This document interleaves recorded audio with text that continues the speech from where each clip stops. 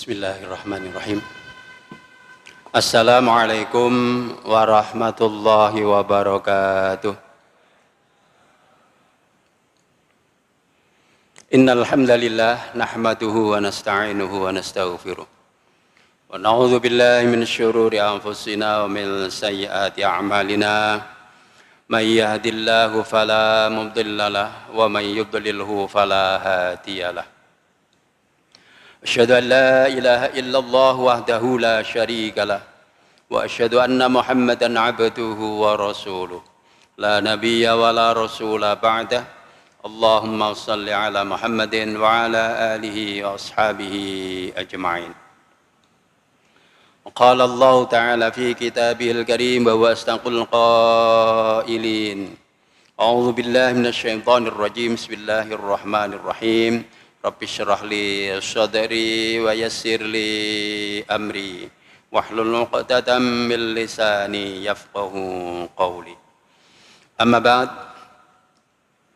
Ayyuhal hadirun wal hadirat rahimakumullah, yang kami hormati Bapak Ketua Pimpinan Cabang Muhammadiyah Lamongan beserta jajarannya, Bapak Penasehat Takmir Masjid Al-Azhar Muhammadiyah Cabang Lamongan, Bapak Ketua Takmir beserta jajarannya, dan seluruh para jamaah yang hadir pada malam hari ini, dan mungkin yang udzur karena sesuatu, mudah-mudahan kita semua dirahmati oleh Allah Subhanahu wa Ta'ala.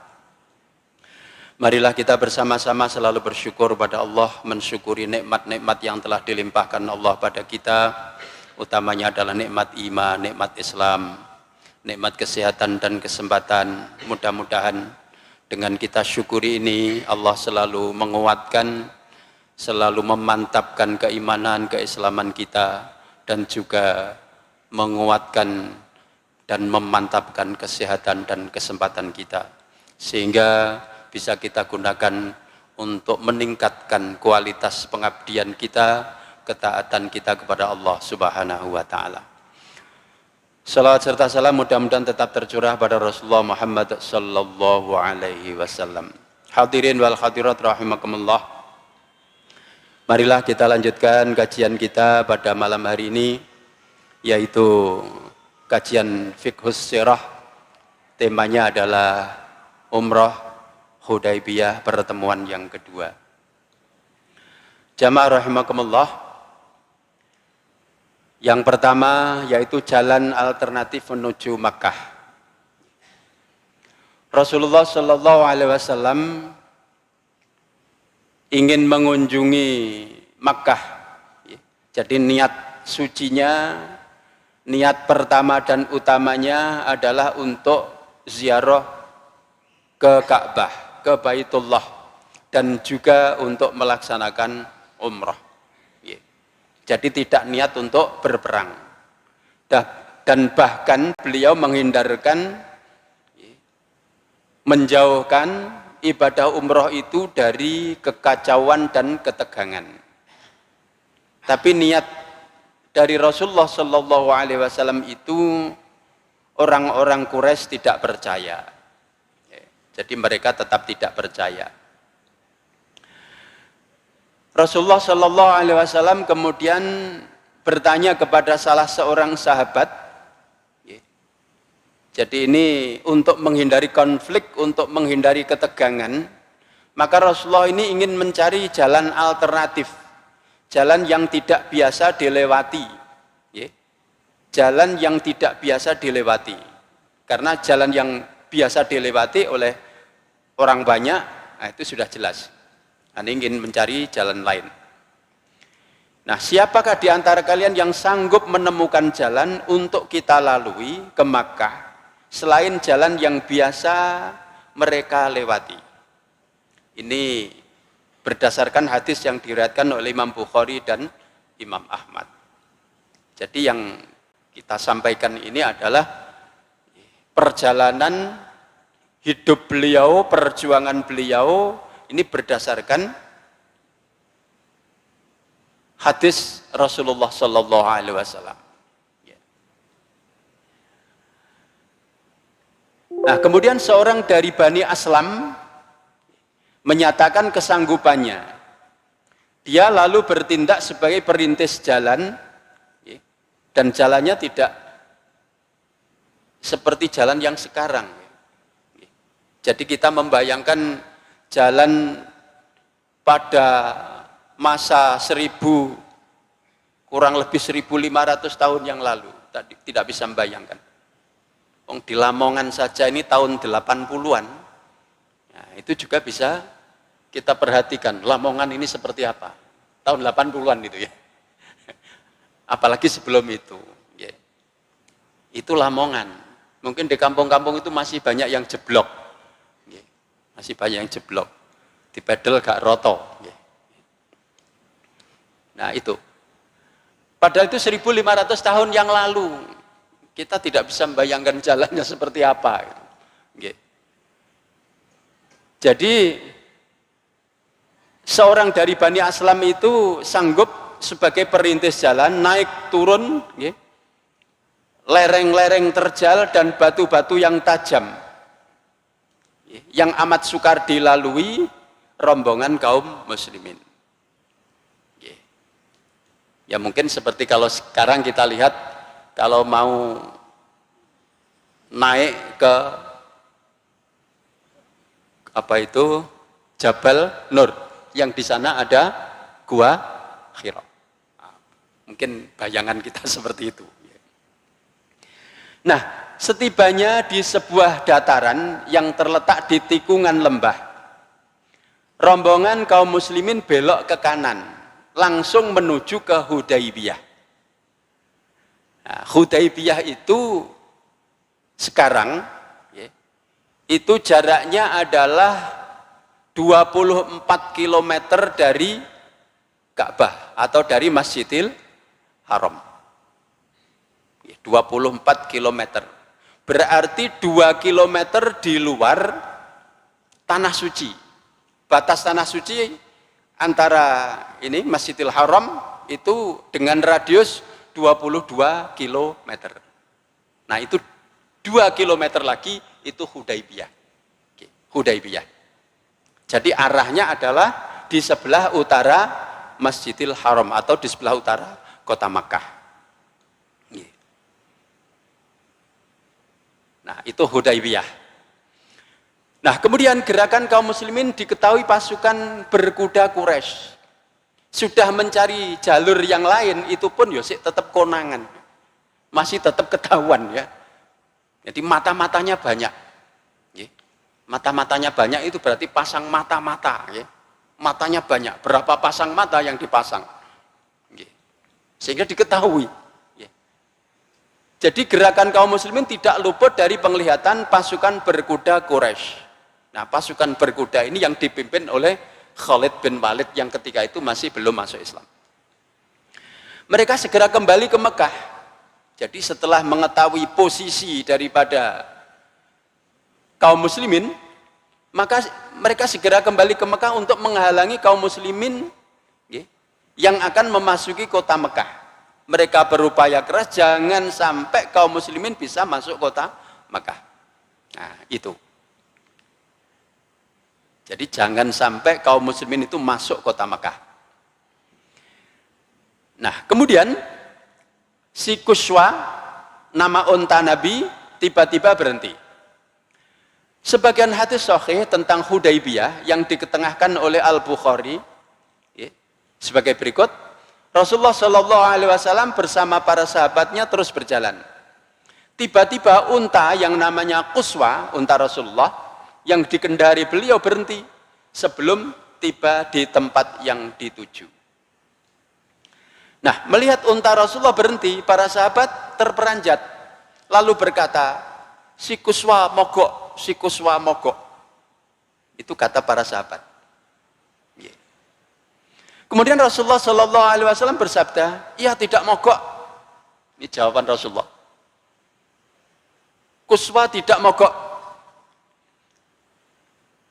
Ia tidak berwatak mogok. Jadi unta Nabi itu tidak mempunyai karakter mogokan. Ia dihentikan oleh yang dahulu menghentikan gajah pasukan Abraha. Berarti yang menghentikan adalah Allah Subhanahu wa taala. Yang dulu pasukan yang naik gajah, pasukan bergajah yang dipimpin oleh Raja Abraha itu berhenti ketika hendak menghancurkan Ka'bah. Nah, sekarang orang-orang Quraisy tidak akan membiarkan aku, ini kata Rasulullah dalam hadis riwayat Bukhari. Orang-orang Quraisy tidak akan membiarkan aku meneruskan rencana umroh.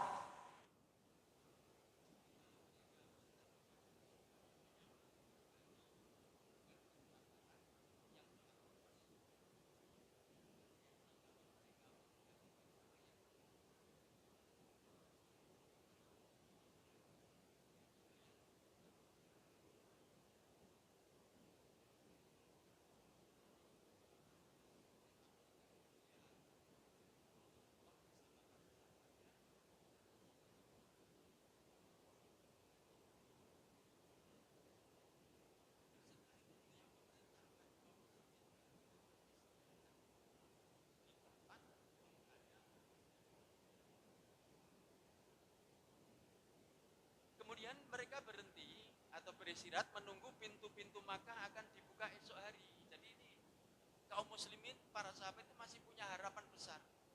Oh, mbok menawa wis saiki istirahat dhisik, mbok menawa sesuk pintu-pintu yang akan masuk Makkah itu dibuka. Sehingga kita bisa melaksanakan tawaf, sa'i. Setelah itu kita akan kembali pulang ke Madinah.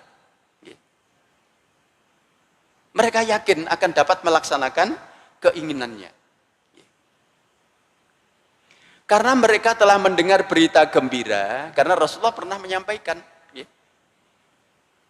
berita yang menyenangkan yang diucapkan oleh Rasulullah Shallallahu Alaihi Wasallam berulang kali, bahwa pada suatu hari nanti mereka akan memasuki Masjidil Haram dengan aman, dalam keadaan rambut telah dipotong pendek atau ada yang digundul, sebagai salah satu dari persyaratan ihram. Itu harapan para sahabat Rasulullah Shallallahu Alaihi Wasallam bersama Rasulullah Shallallahu Alaihi Wasallam. Jadi dia punya keyakinan karena Rasulullah sudah bersabda, ini kapan? Datangnya kapan bisa masuk Masjidil Haram dengan aman ini? Ya dikira pada saat itu. Ini ya. Bisa melaksanakan umroh. Kemudian sampai bisa terakhir dalam rangkaian ibadah umroh adalah tahallul, yaitu memotong rambut. Ada yang dipotong habis, ada yang tidak dipotong habis. Kemudian serbuan mendadak. Kaum musyrikin Quraisy, mereka terkejut melihat apa yang dianggapnya sebagai serbuan mendadak. Jadi Rasulullah Shallallahu Alaihi Wasallam bersama 1.400 orang para sahabat itu dianggapnya sebagai serbuan mendadak. Oleh karena itu mereka berpikir memeras otak untuk dapat membendung serbuan tersebut. Betapapun besarnya resiko yang akan dipikul. Mereka mengira bahwa kalau kaum muslimin dapat memasuki kota Mekah dengan cara demikian itu, maka hancurlah pengaruh Quraisy di mata seluruh penduduk Makkah.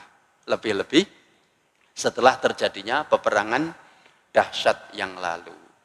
Ya, itu yang dijaga. Jangan sampai kaum muslimin masuk, kalau masuk sudah hancurlah pengaruhnya. Wis gak duwe pengaruh. Ya. Karena berkali-kali peperangan juga dikalahkan oleh kaum muslimin. Ya. Itu yang sangat dikhawatirkan oleh mereka. Nah, menurut mereka, bila mana kaum muslimin telah memasuki kota Mekah, walaupun atas nama apapun, atas nama apa saja, berarti sudah merupakan kemenangan bagi Islam dan kekalahan bagi kaum musyrikin. Nah, iso masuk kota Mekah berarti ya orang Islam berarti menang iki. Kita yang kalah. Kita yang hancur.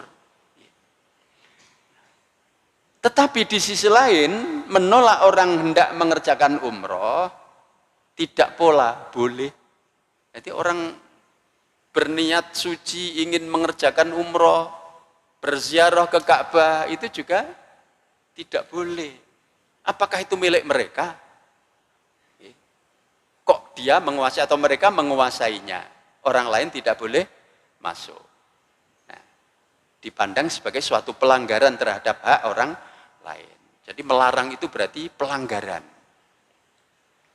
Jamaah rahimakumullah. Nah, kemudian untuk menghilangkan persangkaan kaum kafir Quraisy itu atau kaum musyrikin Quraisy yang bukan-bukan, maka kaum muslimin memakai pakaian ihram sejak mereka belum lama meninggalkan Madinah. Belum lama meninggalkan Madinah itu sudah pakaian ihram. Cek gak dikira berangkat perang. Masuk pakaian ihram perang kan keserimpet-serimpet. Nah, begitu. Nah, jadi biar tidak dianggap perang, ya memang tujuannya tidak perang, ya, maka dipakai pakaian ihramnya. Sebagaimana kalau kita mau melaksanakan ibadah haji, gelombang pertama kita tiba di Madinah dulu, kemudian mau berangkat ke Makkah, itu oleh ketua rombongan, oleh karomnya sudah disarankan, wis dipakai pisane pakaian ihrame. Nah, gitu. Jadi berangkat itu sudah pakai pakaian ihram. Padahal nanti kita mengambil mikotnya di Dzulkhulaifah. Yeah. Itu. Tapi tidak apa-apa, dipakai saja. Yeah. Jadi tidak jauh keluar dari Madinah, pakaian ihram sudah dipakai. Yeah. Yang kedua, kaum muslimin tiada membawa alat-alat peperangan, gak nggawa alat-alat. Yeah. Tidak, kecuali hanya pedang. Pedang itu di dalam sarungnya. Yeah. Jadi pedangnya itu di sarungnya. Jadi bukan pedang yang terhunus, tidak. Nah, sekedar untuk sebagai penjaga diri dan pembela diri di sepanjang perjalanan. Nah, itu. Ini untuk menghilangkan persangkaan yang jelek orang-orang musyrikin Quraisy. Nah, kemudian mengirim utusan untuk perdamaian.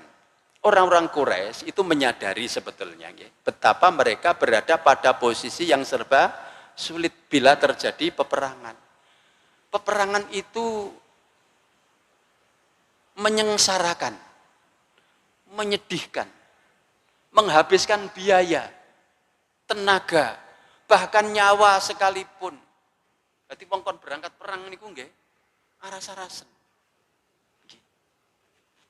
Kaum muslimin sendiri juga yang diberangkatkan untuk peperangan itu juga ada yang malas. Orang-orang munafik tapi.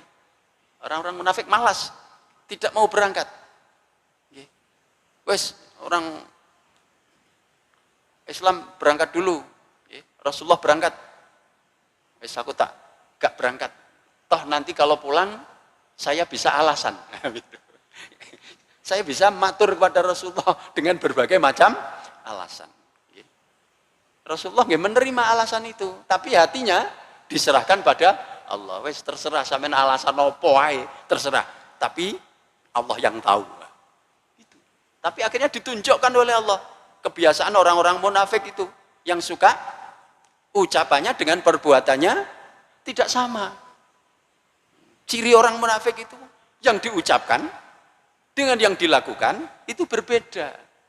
Perkataannya A, perilakunya B, ucapannya ngalor, lakunya ngidul. Nah, ini ciri orang munafik. Nah, itulah yang sangat mempengaruhi pemikiran mereka dan sekutu-sekutunya dalam menentukan sikap. Mereka khawatir kalau perang itu terjadi lagi akan menimbulkan bencana yang merusak segala-galanya. Loh, itu mereka khawatir. Padahal kalau orang Islam karena dibekali iman yang kokoh, keyakinan yang kuat, akidah yang mantap, dijanjikan surga bagi yang mati syahid, maka orang-orang atau para sahabat Rasulullah Sallallahu Alaihi Wasallam justru malah terjun di medan perang itu ingin mati syahid. Bukan terjun medan perang nanti cek mati urusan keluarga wis gak ngurus. Nah, tidak begitu. Bukan begitu ya. Soal keluarga nanti urusan Allah. Urusan Allah. Karena itulah mereka mengirim utusan selaku mediator di dalam perundingan dengan Rasulullah Shallallahu Alaihi Wasallam. Dia juga sudah enggan sebetulnya untuk melakukan peperangan. Kemudian utusan yang pertama yang dikirim, beberapa orang dari Bani Khuza'ah yang dipimpin oleh Badil bin Warqa. Ini diterangkan di dalam kitab Sahih Bukhari, di dalam bab As-Sulhu Hudaybiyah. Di dalam bab perdamaian Hudaybiyah, itu hadisnya panjang hadisnya, yang diriwayatkan oleh Imam Bukhari. Bisa dibuka di dalam kitab Sahih Bukhari. Bani Khuza'ah yang dipimpin oleh Badil bin Warqa, mereka menanyakan maksud kedatangan kaum muslimin. Apa maksud tujuan sampean? Mau ke Mekah, nah, begitu. Mau ke Masjidil Haram. Kemudian dijawab bahwa kedatangannya sama sekali tidak untuk berperang, melainkan untuk berziarah ke Baitullah. Loh, buktinya aku loh pakaian ihram, gak nggawa peralatan perang loh. Begitu. Kemudian utusan itu kembali ke Mekah, melaporkan kepada orang-orang Quraisy, dilaporkan bahwa tujuan Rasulullah dan para sahabatnya adalah tidak untuk perang, tapi hanya untuk berziarah ke Masjidil Haram, ke Baitullah, Ka'bah. Maka utusan itu, Badil bin Warqa dan kawan-kawan menyampaikan kepada orang-orang Quraisy, hai orang Quraisy, jangan buru-buru bertindak terhadap Muhammad. Dia datang tidak untuk perang, tapi untuk ziarah. Nah, oleh tokoh-tokoh Quraisy, utusan itu dituduh berpihak kepada kaum muslimin. Utusannya kok diutus kok tidak membawa berita yang menyenangkan. Gitu. Maka dia dituduh, mereka dituduh berpihak kepada kaum muslimin, dan dia dipersalahkan. Utusan pertama selesai. Kemudian utusan yang kedua, Makras bin Hafs untuk menemui Rasulullah Shallallahu Alaihi Wasallam. Tapi ia juga kembali membawa laporan seperti yang dilaporkan oleh Badil bin Warqa. Ya memang tujuannya itu untuk berziarah ke Baitullah kok. Yang tujuannya memang itu, ya disampaikan, dijawab tujuannya itu. Ya, kemudian dia kembali menyampaikan laporan kepada orang-orang atau tokoh-tokoh Quraisy. Kemudian utusan yang ketiga, pemimpin kaum Ahabish. Ahabish itu adalah kabilah-kabilah kecil di sekitar kota Mekah. Ya, mereka itu di bawah pengaruh Quraisy dan sebagai sekutu yang patuh. Sebagai sekutu yang patuh. Ini kabilah Ahabish. Dia bernama Al-Halis bin Al-Qamah.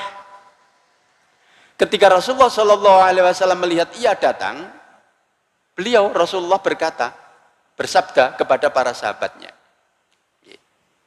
dia dari orang yang mengenal Tuhan. Delok niku wong sing mengenal Tuhan. Kalau begitu perlihatkan padanya binatang-binatang ternak, persediaan untuk korban, agar ia melihat sendiri. Ini diterangkan di dalam hadis sahih. Jadi sudah jelas Rasulullah membawa apa itu? Binatang korban yang nanti akan disembelih. Jadi ketika umroh itu nanti akan menyembelih binatang korban. Nah, jadi sudah membawa lah. Kalau kita tidak membawa binatang dari Indonesia, jadi kita beli di sana. Gitu. Kalau orang Arab ya nggowo nonton onta, nonton kambing, begitu. Jadi perlihatkan kepadanya binatang-binatang ternak persediaan korban agar ia melihat sendiri. Setelah Al-Halis melihat banyak binatang ternak digiring dari lembah tempat penggembalaan tanpa menemui Rasulullah. Berarti sudah menyaksikan sendiri tadi. Ia segera kembali ke Mekah karena heran sekali terhadap apa yang dilihatnya. Kemudian ia melaporkan apa yang disaksikannya sendiri itu kepada orang Quraisy. Tanpa menemui Rasulullah, balik ngono. Karena heran, takjub dengan apa yang disaksikannya itu. Akan tetapi mereka dijawab oleh tokoh-tokoh musyrikin Quraisy. Al-Halis tadi dijawab, duduk. Dasar engkau orang Badui, tidak tahu apa-apa. Nah, kemudian Al-Halis dikatakan seperti itu, dibilang seperti itu, naik pitam, marah, lalu berteriak, hai orang-orang Quraisy, demi Allah, kami bersekutu dengan kalian bukan atas dasar itu. Aku bersekutu karo sampean niku gak nggur kanggo kongkon-kongkonan. Nah, seperti itu. Dan kami mengadakan perjanjian dengan kalian bukan untuk tujuan itu. Apakah kalian mau menghalangi orang yang datang dengan tujuan menghormati Baitullah? Ini ucapan Al-Halis kepada tokoh-tokoh musyrikin Quraisy. Demi Allah, lanjutnya, yang nyawaku berada di tangannya, kalian boleh pilih. Apakah mau membiarkan Muhammad melaksanakan maksud baiknya, atau aku bersama semua kaum Ahabis serentak memutuskan persekutuan dan menjauhkan diri dari kalian. Ini orang-orang musyrikin Quraisy juga takut, takut juga mereka. Kemudian mereka menjawab, hai Al-Halis, tetaplah bersama kami dan kami akan berbuat sesuatu yang memuaskan engkau. Ini jawaban tokoh-tokoh musyrikin Quraisy. Nah, ini utusan yang ketiga. Utusan yang keempat bernama Urwah bin Mas'ud. Ia lalu berangkat. Setelah bertemu dengan Rasulullah Sallallahu Alaihi Wasallam, ia duduk di depan beliau lalu berkata, hai Muhammad,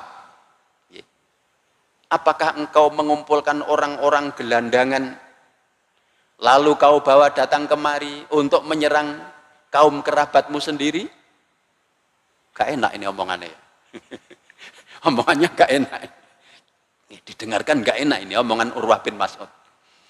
Ketahuilah, orang Quraisy telah siap bersama anak istri untuk menghadapi engkau dan pengikutmu. Mereka telah bersumpah tidak akan membiarkan engkau masuk kota Mekah. Demi Allah, kubayangkan besok pagi engkau akan ditinggal lari oleh para pengikutmu. Gak enak mana ini? Jadi orang-orang zaman dulu itu kalau perang, itu anak istrinya dibawa sebagai penyemangat. Sebagai penyemangat. Dan juga istri itu dipasang di belakang. Kalau nanti ada yang lari, itu ada yang menghalau. Woi, gak oleh melayu. Gak oleh melayu. Kekurangan bolong. Gak oleh. Dihadang. Gak boleh. Nah, itu. Nah, saat itu Abu Bakar As-Siddiq duduk di belakang Rasulullah. Mendengarkan percakapan Urwah dengan Rasulullah. Ketika Urwah menghina pasukan muslimin, Abu Bakar berkata sambil mengejek, dibalas oleh Abu Bakar, hai Urwah, isaplah batu berhalamu silata. Iki kok bahasa Lamongan, iku krokotono iku. Krokotono berhala silata itu. Nah, itu.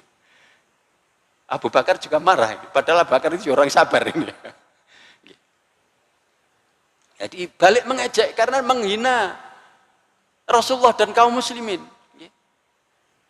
Maka dibalas oleh Abu Bakar. Urwah disuruh menghisap batu berhalanya, yaitu silata. Kau kira kami akan lari meninggalkan dia? Kau kira kami akan lari meninggalkan beliau Nabi Muhammad Sallallahu Alaihi Wasallam? Kemudian Urwah bertanya kepada Rasulullah, hai Muhammad, siapa dia? Kemudian beliau menjawab, dia adalah anak Abu Quhafah. Urwah lalu berkata, demi Allah, seandainya aku merasa tidak berhutang budi padanya, niscaya ia aku balas. Karena berhutang budi dengan Abu Quhafah, ayah daripada Abu Bakar, maka dia tidak membalas. Urwah kemudian melanjutkan percakapannya dengan Rasulullah Shallallahu Alaihi Wasallam sambil menyelonongkan tangan, tidak memegang janggut beliau. Jadi orang sana itu memegang janggut itu menunjukkan keseriusannya. Kalau di sini memegang janggut ini penghinaan ini, gitu. Jenengan kagungan jenggot panjang langsung dicekel ngeten, ini penghinaan. Mungkin kedisian sikute. Ya. Itu di sana itu menunjukkan keseriusannya. Saya bersama teman ketika jadi petugas itu, ketemu orang Arab itu, dilus-lus ini. Ya diem aja, ketawa-ketawa. Nah, itu.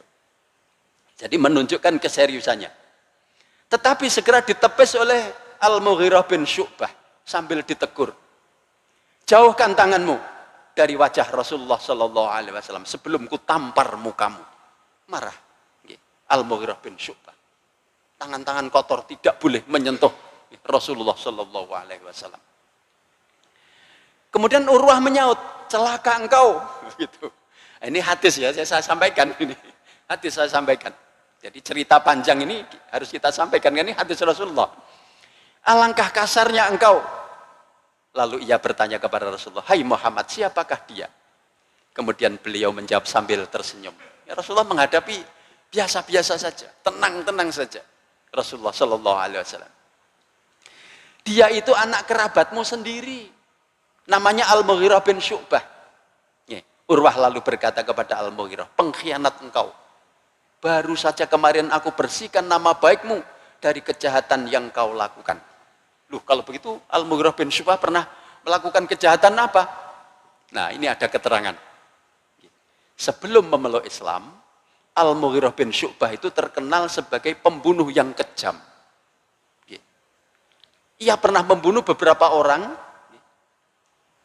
Kemudian atas jasa baik Urwah, kabilah yang orang-orangnya menjadi korban berhasil dihimbau untuk tidak melancarkan tindakan balas dendam. Sehingga tidak terjadi peperangan antar kabilah. Ini adalah jasa daripada Urwah. Maka dikatakan pengkhianat engkau. Nah, begitu.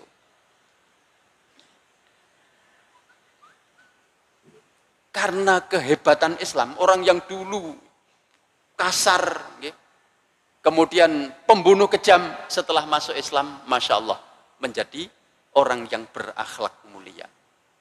Begitu hebatnya Islam. Nah, dalam jawabannya Rasulullah Shallallahu Alaihi Wasallam berusaha meyakinkan Urwah dengan menegaskan bahwa beliau sama sekali tidak berniat hendak berperang, tetapi hanya ingin berziarah ke Baitullah sebagaimana yang dilakukan oleh orang Arab lainnya dengan aman. Kemudian Urwah kembali ke Makkah melaporkan kekagumannya, kagum dengan Rasulullah Shallallahu Alaihi Wasallam. Menyaksikan Rasulullah itu kagum. Kok Muhammad itu begitu diagungkan dan dimuliakan oleh para sahabatnya, sampai mau dipegang jenggotnya saja tadi ditepis oleh Al-Mughirah bin Syu'bah tadi. Begitu dimuliakan oleh para sahabatnya. Ya, kemudian lapor kepada orang-orang Quraisy.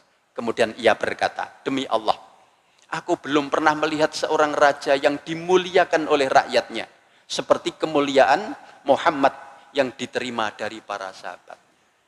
Raja itu bukan dimuliakan, panggilannya yang mulia, tapi itu karena kekejamannya rakyatnya pada takut. Pada takut karena kekejamannya, bukan karena kewibawaannya, bukan, karena kejamnya.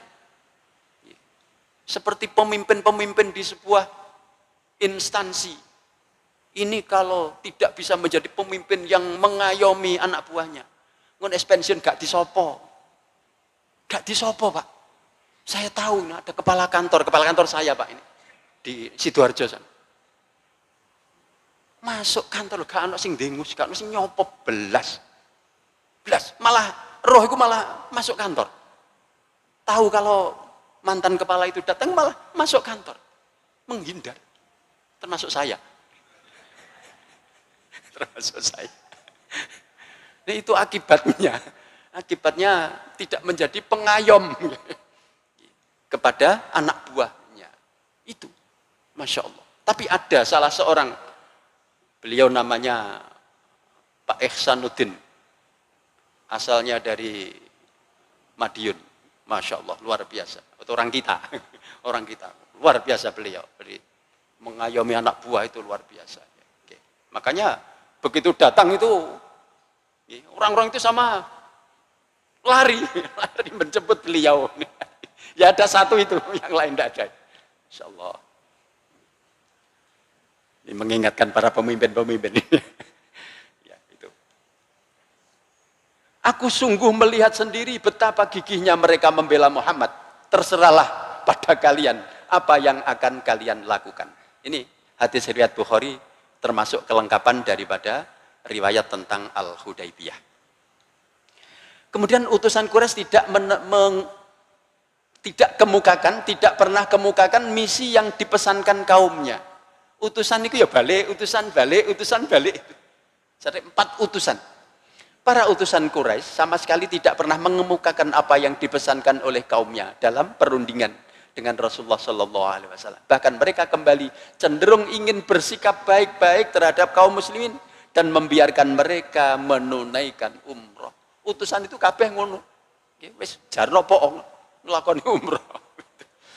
Akan tetapi tidak seorang pun dari mereka itu yang berani terus terang mengenai hal itu. Karena takut kepada pemuka-pemuka Quraisy yang congkak dan tidak mau mengakui kebenaran, walaupun kebenaran itu sudah sangat jelas dan sudah sangat gamblang. Mereka sudah dikuasai sepenuhnya oleh semangat kepala batu. Kepala batu. Niki kepala batu ini mboten singkatan kepala bagian tata usaha. Ini kepala batu temenan nih. Ini kepala bagian tata usaha disingkat kabatu, itu gak enak ini. Kepala bagian tata usaha. Sehingga hati mereka membeku. Nah, ini sebagaimana firman Allah Subhanahu wa taala dalam surat Al-Fatah ayat 26. Ketika orang-orang ini saya langsung artinya saja nanti bisa dibuka. Ketika orang-orang yang kafir menanamkan kesombongan dalam hati mereka, yaitu kesombongan jahiliyah. Hamiyatal jahiliyah. Ini di dalam surat Al-Fatah ayat 26. Apa itu kesombongan jahiliyah? Menurut keterangan Rasulullah Shallallahu Alaihi Wasallam dalam hadis riwayat Bukhari, kesombongan jahiliyah itu adalah kesombongan mereka yang menyebabkan tidak mau mengakui Muhammad Rasulullah. Muhammad Rasulullah membawa hidayah itu tidak diakui. Padahal akan menyelamatkan mereka. Tapi mereka tidak mengakui. Dan tidak mau mengakui nama Tuhan yang pemurah lagi penyayang. Tidak hanya itu saja, serta menghalangi orang Islam mengunjungi Baitullah Ka'bah. Orang mau ke Baitullah dihalang-halangi. Lu opo urusannya? Nah, begitu. Akhirnya mereka tetap kembali mengambil keputusan. Nah, keputusannya ini yang menjadi catatan, mengambil keputusan melarang kaum muslimin memasuki kota suci Makkah dan siap menghadapi segala apa yang mungkin terjadi. Tetap dilarang, tetap tidak boleh. Meskipun niatnya itu adalah niat untuk berziarah ke Baitullah Ka'bah. Hadirin wal hadirat rahimakumullah. Nah, kemudian kaum muslimin tetap di tempatnya. Kaum muslimin tetap berada di tempatnya, memikirkan dan mencari-cari pemecahan lain yang lebih baik daripada menyerbu Makkah dalam bentuk serangan umum. Tetap ditahan. Tetap ditahan. Sekelompok provokator dari Makkah berusaha mengobarkan peperangan, tetapi kaum muslimin tetap tenang dan sanggup untuk menguasai diri. Sebuah riwayat dari Ibnu Abbas bahwa kaum musyrikin Quraisy menggerakkan 40 atau 50 orang dengan perintah supaya berkeliling di sekitar perkemahan Rasulullah Shallallahu Alaihi Wasallam dan melancarkan provokasi dengan melukai salah satu sahabatnya. Ini sudah provokasi ngajak perang sebetulnya. Akan tetapi mereka berhasil ditangkap dan dihadapkan kepada beliau. Oleh beliau mereka dimaafkan dan dibebaskan. Loh, Masya Allah. Begitu mulianya, begitu tingginya akhlak Rasulullah. Sudah seperti itu, ditangkap, tapi dimaafkan dan dibebaskan oleh Rasulullah. Oleh beliau mereka dimaafkan dan dibebaskan, walaupun mereka telah melakukan provokasi dengan melemparkan panah dan batu-batu ke arah perkemahan kaum muslimin. Ini hadis riwayat Ahmad dari Abdullah bin Mughaffal dengan sanad yang sahih. Nah, mengenai provokasi atau perbuatan, jadi provokasi itu adalah perbuatan untuk membangkitkan kemarahan. Tapi Rasulullah dan para sahabatnya tidak bangkit marahnya. Dan toleransi yang ditunjukkan kaum muslimin itu. Maka Allah berfirman di dalam surat Al-Fatah, ayat 26, kelengkapan daripada ayat tadi. Saya bacakan, tidak saya tulis di sini. A'udzubillahi minasyaitonirrajim. Bismillahirrahmanirrahim. Idz ja'alal ladzina kafaru fi qulubihimul hamiyatal jahiliyati fa anzalallahu sakinatahu ala rasulihi wa 'alal mu'minina wa alzamahum kalimatat taqwa wa kanu ahaqqa biha wa ahlaha wa kana Allahu bikulli syai'in 'alima. Ketika orang-orang kafir menanamkan dalam hati mereka kesombongan, yaitu kesombongan jahiliyah. Nah, kesombongan jahiliyah seperti yang sudah diterangkan tadi. Lalu Allah menurunkan keterangan kepada Rasulnya dan juga kepada kaum yang beriman. Mestinya diprovokasi tadi bisa dibunuh itu, tapi tidak, ditahan. Jadi Rasulullah dan kaum muslimin tetap tenang, meskipun diprovokasi. Jadi tidak bergeming, meskipun diprovokasi. Jadi tetap tenang. Nah, dan Allah mewajibkan kepada mereka kalimat takwa. Kalimat takwa yang dimaksud adalah kalimat tauhid. Tetap berpegang teguh kepada kalimat tauhid. Nah, ini. Dan adalah mereka berhak dengan kalimat takwa itu dan patut memilikinya. Orang-orang, para sahabat itu berhak menyandang muttaqin, berhak memiliki, patut memiliki gelar muttaqin. Dan Allah Maha mengetahui segala sesuatu. Nah, ini.